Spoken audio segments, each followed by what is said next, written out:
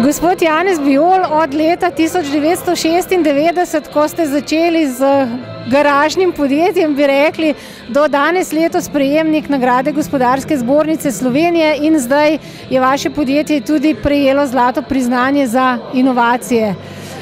Kakšni so danes občutki? Ja, občutki so čudoviti, ne. Predvsem, vse sem že prej omenil, ne, hvala zbornici, da je dejansko v 2 mesecih me povabila oziroma nagradila z 2 takima dosežkoma. Je za poslovni uspeh kakšen poseben recept? Danes ste kar veliko podjetje.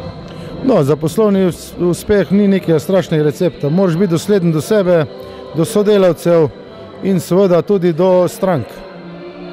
Jaz bi rekla, po vzdušju, danes smo tukaj pri vas, so za vas zelo pomembni tudi zaposleni. Vsekakor, zaposleni so dejansko ključ do uspeha.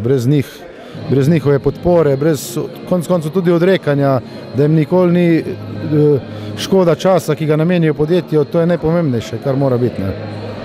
Kakšen je pa za vas pomen inovacij? To izjavo včeraj podal Klaus Schuster, se pravi, kaj lahko požre morskega psa?